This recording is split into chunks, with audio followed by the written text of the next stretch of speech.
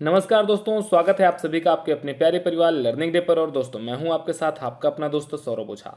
Polytechnic first semester में physics के first chapter से यह हमारा पांचवा वीडियो है। इसके पहले की वीडियो आपको चैनल पर मिल जाएंगी, जिसमें हम लोग यूनिट एंड डायमेंशन और बीमा से रिलेटेड जो भी महत्वपूर्ण प्रश्न जहां जहां से प्रश्न आपके एग्जाम में पूछता है, आपके फर्स्ट सेमेस्टर के एग्जाम में पूछता है, उन सभी प्रश्नों के बारे में हम लोग डिस्कस कर रहे हैं। उन सभी टॉपिक के बारे में हम लोग डिस्कस कर रहे हैं और बहुत अच्छे तरीके से हम लोग देख रहे हैं कि कहां कहां से प्रश्न आपके फर्स्ट सेमेस्टर में बनते हैं। तो हम लोगों ने बीमीए विश्लेषण, मैं आपको पहले की चीजें कुछ बताना चाहता हूं कि हम लोगों ने बीमीए विश्लेषण का यूज दो, मतलब बीमीए विश्लेषण के प्रयोग कहां कहां पर किए जाते हैं, बीमीए विश्लेषण का क्या यूज है, इससे रिलेटेड हम दो यूज पढ़ चुके थे। इसके आगे की चीजों के बारे में आज के इस वीडियो में हम सभी साथी मिलकर के बहुत अच्छे तरीके से डिस्कस करने वाले हैं। हम आगे बढ़ें इसके पहले आपसे एक छोटी सी रिक्वेस्ट है, चैनल पर पहली बार आप आए हो तो शेयर सब्सक्राइब जरूर करना, अपने दोस्तों को जरूर भेजना।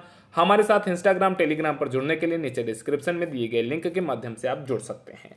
डेली आपको शाम को 5 बजे मैथ की क्लास और 7 बजे फिजिक्स केमिस्ट्री और सीएस की क्लासें आपको मिलेंगी। ईडी की क्लास हर संडे को मिलेगी, हर रविवार को मिलेगी।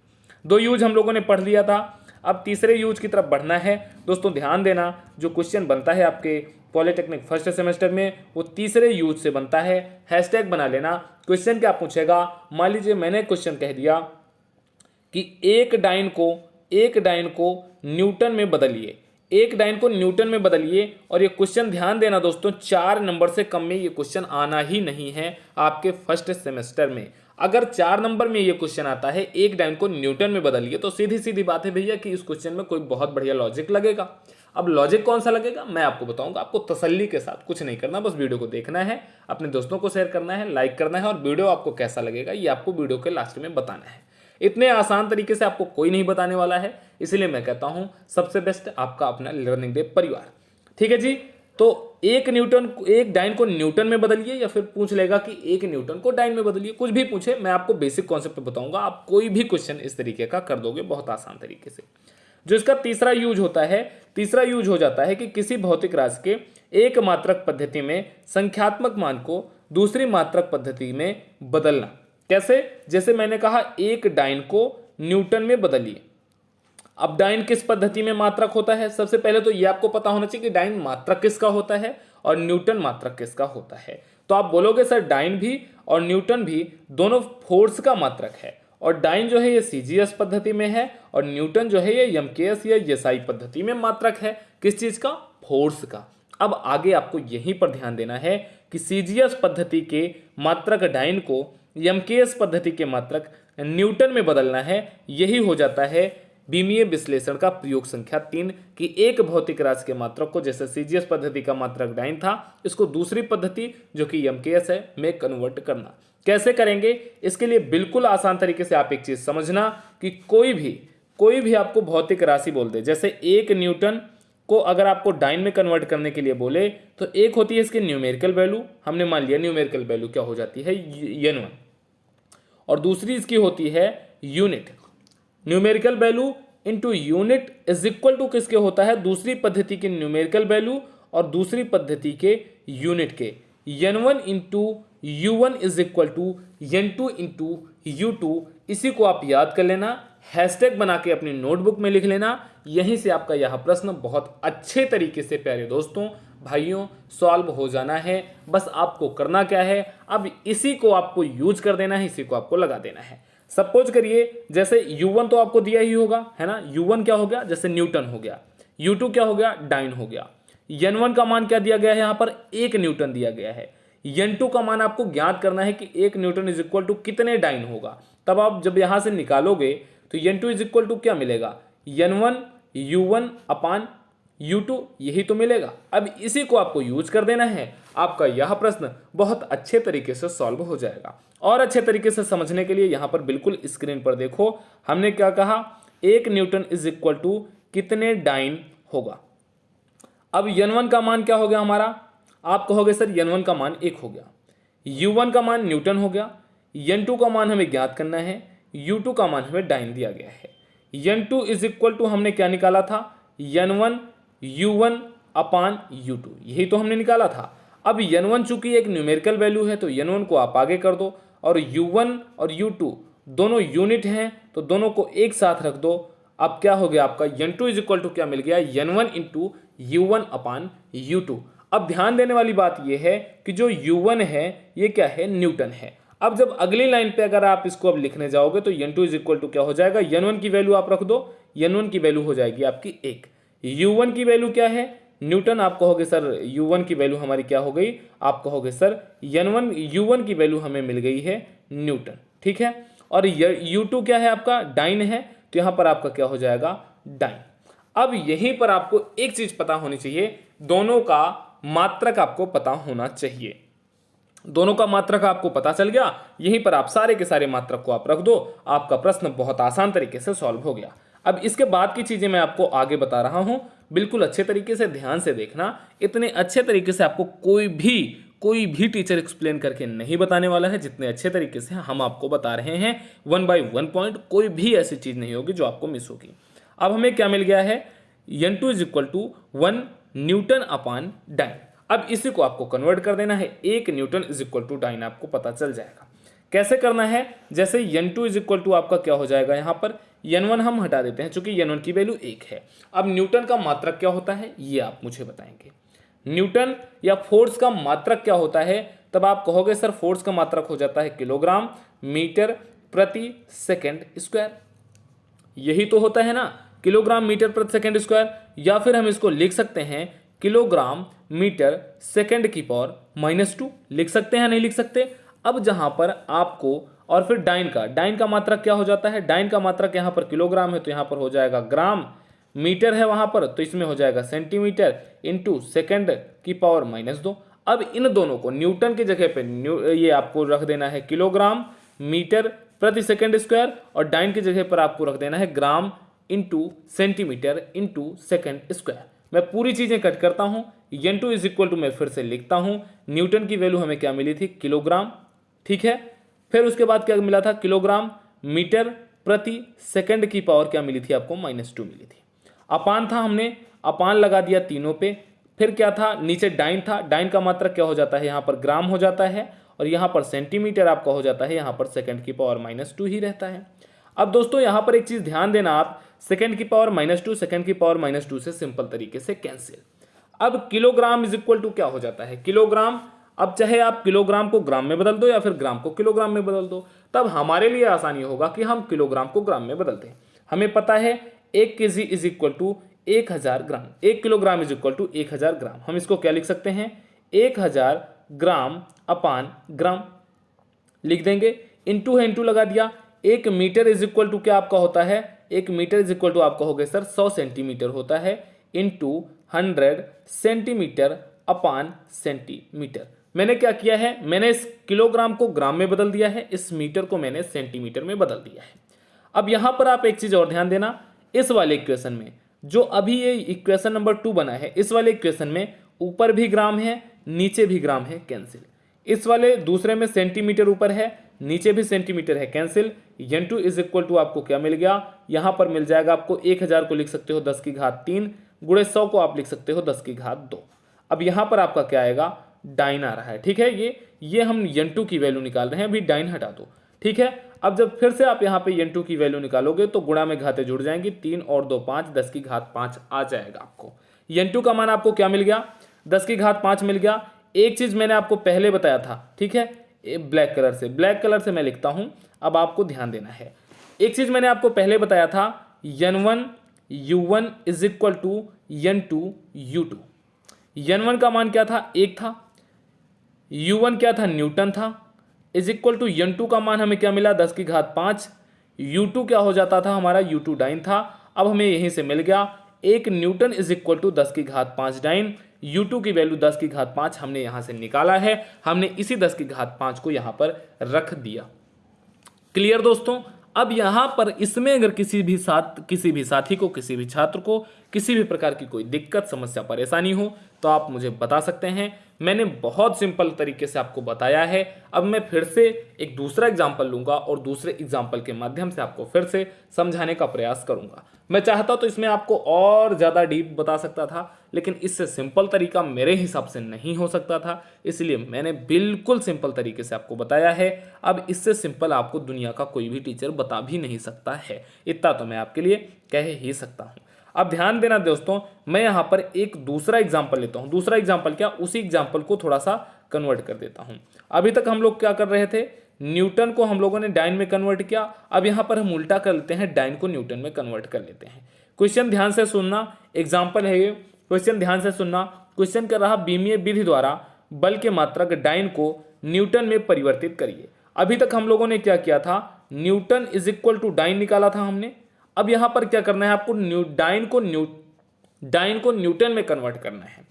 अब अगर इसको मैं अपने तरीके से आपको बताऊं तो डाइन क्या आपका हो जाएगा, U2 हो जाएगा, U1 हो जाएगा।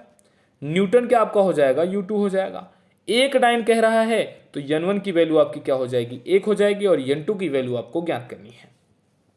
N2 इज इक्वल टू क्या होता है, मैंने आपको बताया था, N1 इंटू U1 अपान U2।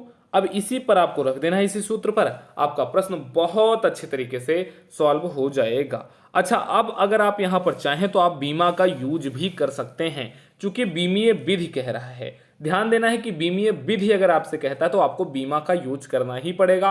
अगर बीमीय विधि नहीं कर रहा तो जैसे मैंने आपको बताया था वैसे आपको करना है। आपसे बीमीय विधि कह देता है तो आपको बीमा लगा देनी है, कुछ भी नहीं करना। जहां पर हम लोगों ने किलोग्राम, सेंटीमीटर, ये सारी चीजें रखा था, वहां पर आपको बीमा लिख देनी है। कोई दिक्कत, समस्या, इसमें परेशानी नहीं है दोस्त, ध्यान से देखो। डाइन का और न्यूटन का N2 इज इक्वल टू हमने निकाल लिया N1 U1 अपान U2।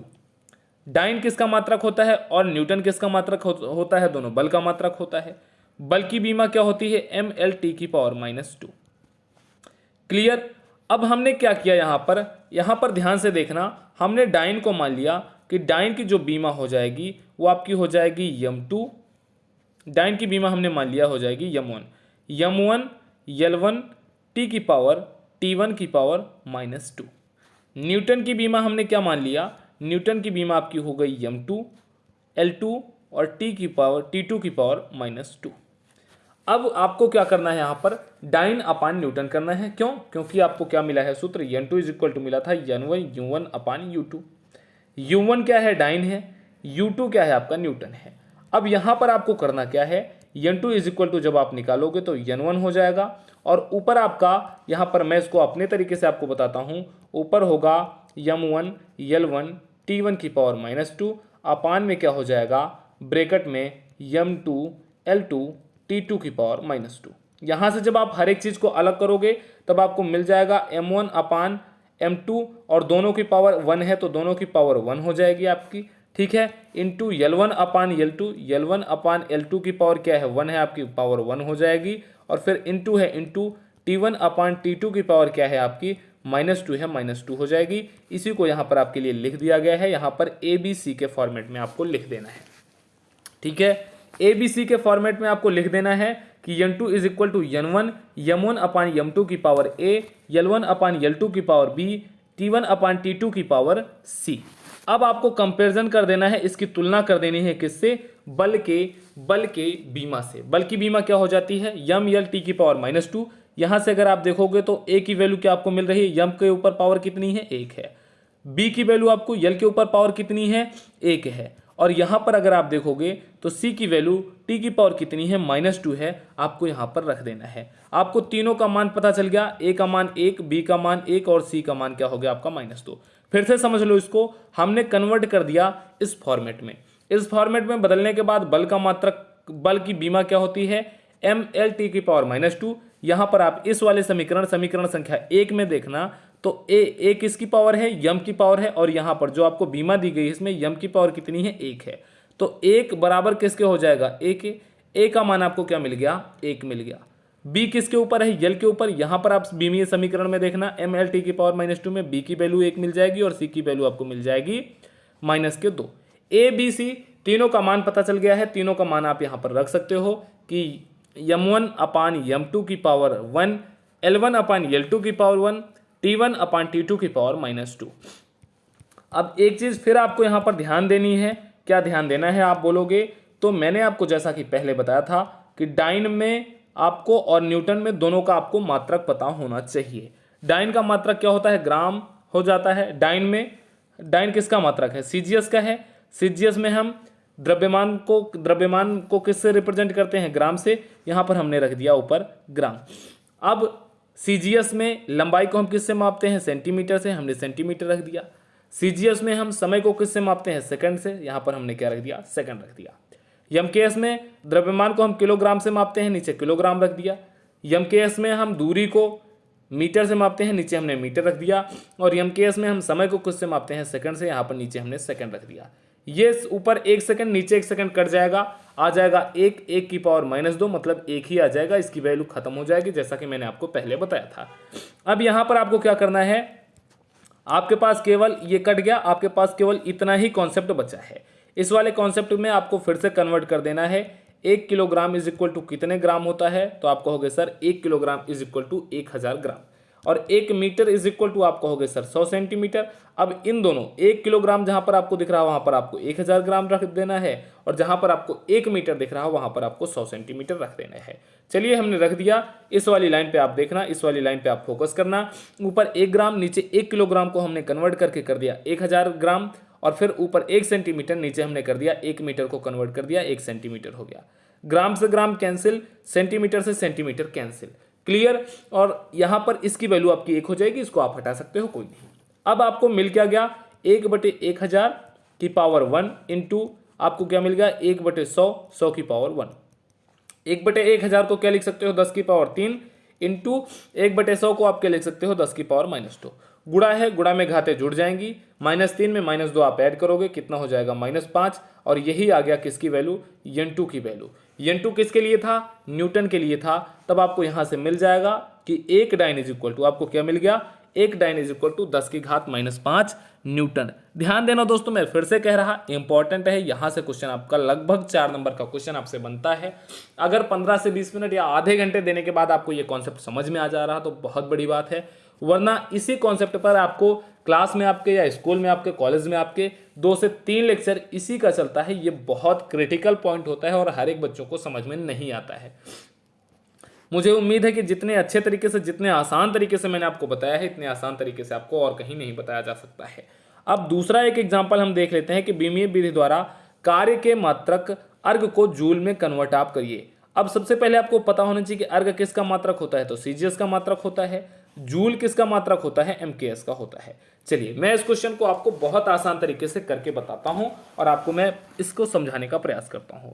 लेकिन उसके पहले आपको पता होना चाहिए कि कार्य का बीमा क्या होती है। तो आपको पता होना चाहिए कि कार्य की जो बीमा होती है वो होती है m l की पावर 2 और t की पावर -2। अब मेरे साथ आप आना, मेरे साथ मैं आपको ले चलता हूं एक प्लेन स्क्रीन पर और यहां पर मैं आपको समझाने का प्रयास करता हूं। क्या करना है आपको? एक अर्घ को आपको जूल में कन्वर्ट करना है। यहां से अगर आप n2 इज इक्वल टू निकालोगे तब आपको मिल जाएगा n1 u1/u2। ठीक है, n1 हमने बाहर ही रहने दिया, अंदर क्या हो जाएगा आपका u1/u2। अब यहां से आप n2 इज इक्वल टू निकालोगे तो क्या आ जाएगा? n1 आप क्या लिख दोगे? m1/m2 की पावर a इंटू l1/l2 की पावर b, और फिर आपका क्या हो जाएगा? T1/T2 की पावर c। मैंने आपको कहा था कि आपको क्या पता होना चाहिए? कार्य का जो बीमा होती है आपको पता होना चाहिए। तो आपने कहा था कि कार्य की बीमा ml² t की पावर -2 हो जाती है, यही होती है बीमा। अब n2 इज इक्वल टू जो हम लोगों ने निकाला है, इसमें m की पावर देखना क्या है? a है, और जो बीमा होती है कार्य की उसमें m के ऊपर पावर कितनी है? 1 है। a की वैल्यू हमें मिल गई 1। l के ऊपर पावर कितनी है? 2। समीकरण में जो बीमा है उसमें l की पावर कितनी है? 2। b का मान हमें पता चल गया 2। c की वैल्यू क्या हो जाएगी? -2 हो जाएगी। c की जगह पे हमने लिख दिया -2। मतलब a का मान हमें मिल गया 1, b का मान हमें मिल गया 2 और c का मान हमें मिल गया -2। अब जो समीकरण हमें यहाँ पर एग्जैक्ट समीकरण प्राप्त हुआ है, यहाँ पर हम इरेज करके a b c की अगर हम वैल्यू रखते हैं तो किसी को कोई दिक्कत, समस्या, परेशानी? आप कहोगे नहीं सर, बिल्कुल किसी भी प्रकार की कोई दिक्कत नहीं होगी। मैंने यहाँ पर कर दिया आपके लिए कलर ब्लैक और ये कर दिया मैंने a की वैल्यू रख दी 1, बी की वैल्यू हमने रख दी 2 और सी की वैल्यू हमने रख दिया -2। अब आपको ऊपर वाला पता होना चाहिए, ऊपर वाला किसका मात्रक है, ऊपर वाला सीजीएस का है, नीचे वाला आपका क्या है, एमकेएस में है, क्योंकि अर्ग को आपको जूल में कन्वर्ट करना है। चलिए नए पेज से देखते हैं, यहां पर देखना n2 इज इक्वल टू क्या हो जाएगा, n1 एक अर्ग को बदलना है, एक हो जाएगा, कोई दिक्कत की बात नहीं। ऊपर आपका क्या हो जाएगा m, ऊपर किसका मात्रक रख देना है, ऊपर सीजीएस का रखना है, नीचे एमकेएस रखना है। क्यों, क्योंकि अर्ग को जूल में बदलना है, अर्ग सीजीएस में होता है, सीजीएस में क्या हो जाएगा, ऊपर सेंटीमीटर, नीचे आपका क्या हो जाएगा, किलोग्राम। पावर कितनी थी इसकी, पावर 1 थी, कर दिया हमने। फिर आपका क्या था ऊपर, अब यहाँ पर आपको लंबाई का देखना है, MLT, 3 ही होते हैं MLT। अब दूसरे नंबर पे आपका क्या आएगा, लंबाई का आएगा। अच्छा यहाँ पर माफ़ करना दोस्तों, यहाँ पर आपका क्या होगा, यहाँ पर आपका ग्राम होगा, ठीक है। यहाँ पर आपका क्या होगा, ऊपर होगा ग्राम अपान किलोग्राम की पावर 1 इंटू, यहाँ पर क्या हो जाएगा, ऊपर सेंटीमीटर, नीचे आपका क्या हो जाएगा, मीटर, और इसकी बी की वैल्यू हमें क्या मिली थी, 2 मिली थी, इंटू समय का मात्रक सेकंड, और फिर नीचे भी आपका क्या हो जाएगा, सेकंड।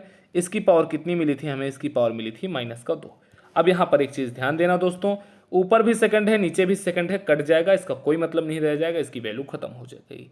ऊपर आपका ग्राम है, हमने ग्राम ही रहने दिया, नीचे आपका किलोग्राम है, हमने इसको कन्वर्ट कर दिया ग्राम में, 1 kilogram is equal to 1000 gram, power 1 है, पावर 1 कर दिया। ऊपर सेंटीमीटर है, हमने सेंटीमीटर रहने दिया, नीचे मीटर है, इसको हमने कन्वर्ट कर दिया, 1 metre is equal to 100 centimetre, power 2 है, हमने पावर 2 कर दिया।